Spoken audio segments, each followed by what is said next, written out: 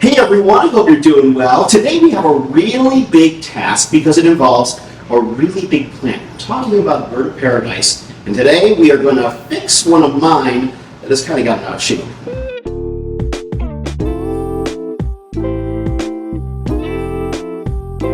Well, I'll tell you what, the bird of paradise, the strelitzia, is one of my favorite plants, and I'm sure it's one of your favorites too because it is so stunning. The plant that we're focusing on today is in my kitchen, and we kind of have to rearrange it because I let it get out of shape. As you can tell here, the bird of paradise in my kitchen is bowing out, and it doesn't look too good. So what I'm going to do is I'm going to go and grab it because it is a large plant. So let me do that. Whew, there we go. All right, so as you can tell, this bird of paradise isn't in the best condition right now. It is bowing out forward. And let me give you a little bit of a backstory about this plant. So this is one of 3 separated cuttings that I made last April. So a year ago, exactly this month, I initially bought the plant back in 2020, and it was just a little small plant then, about 2 feet high. But over the course of 2 years, this thing ballooned in size, so much so that last April, I had to separate it and turn it into 3 separate plants. It was not an easy task to do, as you can see. In order to really propagate and separate a bird of paradise, you have to take the plant out of its pot and cut it at its rhizome and separate it into 3 separate plants. It's not like a philodendron where you can easily propagate it by cutting at a node. This thing was a little bit more challenging, but it did turn into 3 beautiful plants. This one is on the struggle bus a little bit, but we're going to fix it today. One of the other plants, bird of paradise, that I have here in my apartment that was from that separate propagation, the cutting, I had to actually repot last week because of similar issues. That one took a little while to do, and as you can see though, as it was bowing forward, I got it to stand up straight, which is the good news. And right now, if you take a look at my living room out towards the windows looking west, you can see the plant's doing well. It's standing up straight. So hopefully we can do the same thing with this plant. So in order to do that, I need to dislodge it from its massive pot here. I'm going to take out these little rocks that I had inside of there. Oh, I feel so bad for this plant because now I don't have like a ton of room in my apartment, so I had to get creative with where I was going to put the 3 cuttings. So this one ended up in my kitchen, which it was doing well for a little bit in there, but it started to bow out forward, and I'm assuming that's because it was trying to reach the sunlight, and the only windows that I have in my apartment are west facing, so that provided and created quite a little bit of a challenge, which meant the plant was trying to peek out that way. It has been growing though. It had a new leaf, this leaf come out, which hasn't fully unfurled yet, but you know, that's a work in progress really. So this is what we're going to do. We're going to take it out of here, but man, oh man, I gotta say, this thing has such beautiful foliage, and these leaves are about 2.5 feet long. And because I don't want to damage the leaves, we're going to have to do this very carefully. And so, boy, let me think about what the best opportunity or course of action would be to use this stool here. And I'm going to place it up here and help prop it up a little bit.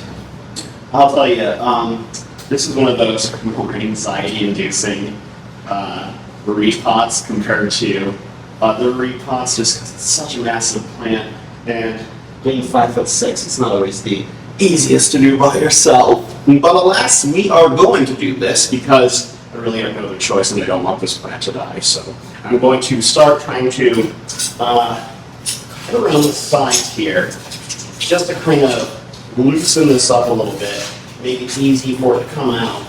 And grab this little track bed here. That way you can put those rocks over here. And this is just a little mat that I have for propagations because I want to reuse this pot. I just want to basically reposition this plant inside of it, so it's not pushing out like the way it is. Again, completely my fault, if everything really is to the end. I'm curious though in the comments, do you guys have a bird of paradise? And if so, how long have you had it? Do you keep it indoors or do you bring it outside? Because these plants really do love being outside. Though here in Colorado, where I live in Denver, we have kind of a drier climate, so it's not like you'll get like the best humidity out there, so that becomes a little bit of an issue. These plants in particular love bright indirect light, bright indirect sunlight and direct sunlight really. You just don't want to keep them in direct sunlight for too long because you don't want them to scorch up, because then their foliage gets damaged. So what we're going to do is move this out slowly, try to see if I can pick this little just don't want to smash anything. I have like 20 other plants that are in the way. Let me move this chair out of here. Here I am, making more progress with myself, which is typical. That's what I tend to do.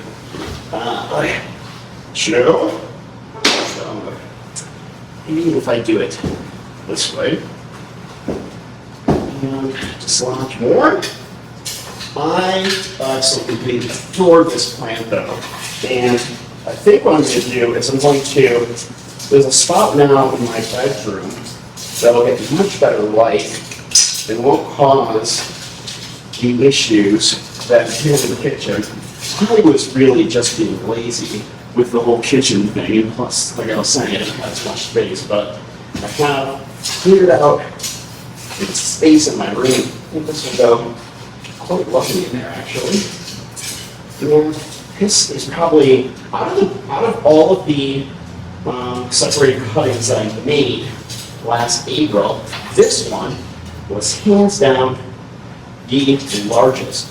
What was interesting, like I was telling you, when I repotted one of the other cuttings last week, that thing definitely needed a brand new pot because it had outgrown it. So I don't think this one has outgrown this pot because I could have cut this up in a larger pot compared to the other two, but you never know. I will say this though, the other one that I repotted last week, its roots were so beautiful, and they really, they looked like fingers. They were so thick. Oh, look at that! Easily coming out.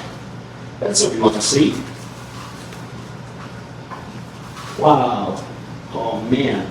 This one has big, beautiful roots too. Look at those roots. So I'm going to try to separate them a little bit, just so they can have more room to really just kind of like grow in there. So when you're messing with roots, and touching the roots rather, you want to be very careful because the roots again are like the brain of the plant, and we don't want to disrupt them.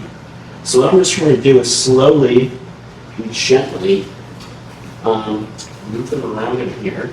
And just kind of see how I'm doing that, just so these roots can start growing into the soil below them more. And this probably wasn't able to do that simply for the fact that it just was going forward and I got stuck in that spot, so they all coiled up. But giving them this opportunity like this will promote the growth and allow for the plant to continue to thrive and become bigger, which means that I'm probably going to repot this again at the, I would say probably midway through the summer. Oh no! They snapped a root! See, that's what I'm talking about, guys. It's like you need to be really careful, because I don't want to hurt this plant too much. Though I will say, after spraying these things really fast. I'm going to grab some of my rooting hormone powder, which I actually, for once, put conveniently next to me. So I'm just going to put this on a little bit of the roots, just so it helps promote some growth. Hopefully. That's okay. So what you do now is put this back in, put an angle So what I'm going to do first is grab some more soil. Don't chip plant, I need you. The plant's like, well, clearly you don't because you left me in the kitchen this entire time. I feel guilty. But, you know, you do what you gotta do when you're a plant parent. That's how it goes. Okay, some soil here. Hither. And do this. Just gonna have to do a lot of cleaning after this, but all of you plant parents know what that's like. Okay. Let's hold it here, the layer in there. Do this.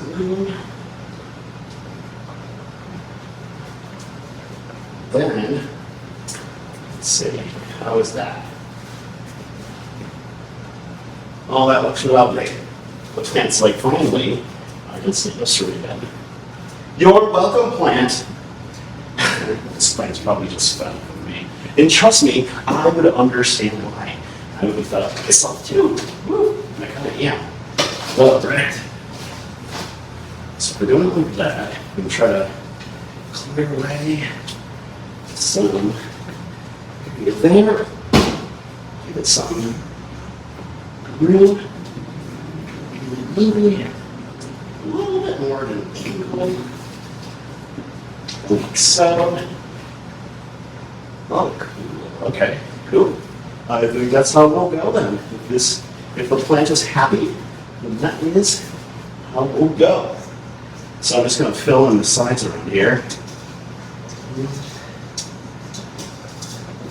I do have enough soil, right? Yeah. Cool. All right. Man, I'll tell you what. And then the other thing too is not only, I mean, yes, they like bright, indirect, and bright sunlight. Especially like early morning sunlight would be ideal for this. Like if you have eastern-facing windows, that would be perfect because the sun's not as harsh in the morning at sunrise. And they would also love to be in a kind of an indirect spot if you have like southern-facing windows, because then they would get some really good sunlight throughout the day, and that, of course, is not ideal. When it comes to watering these plants, they like their soil to remain a little bit moist, but not like soggy by any means. You don't want to cause them root rot or any of those type of issues, but they do like their soil to remain a little moist.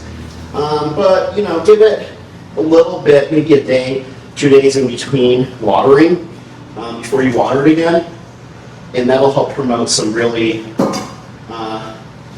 good growth. And what I mean by that is after you've watered for, let's say, a week and the soil has dried out, measure it to see the top 2 to 3 inches, because that is when you can re-water it again.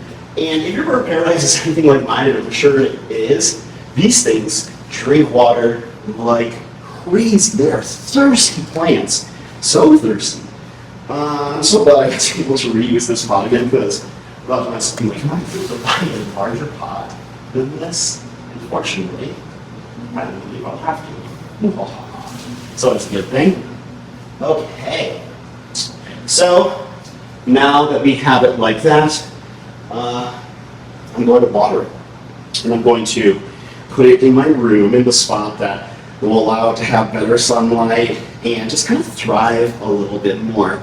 But yeah, tell me about what your secrets of success are with your bird of paradise, because I'm so curious to know. I always read your guys' comments, and thank you for commenting. And if you haven't already, please like this video, give it a thumbs up, and if you haven't also, please subscribe to my channel, just so you can see fresh new plant content as it becomes available. And as always, thanks so much for watching, guys, and I'll see you in the next video.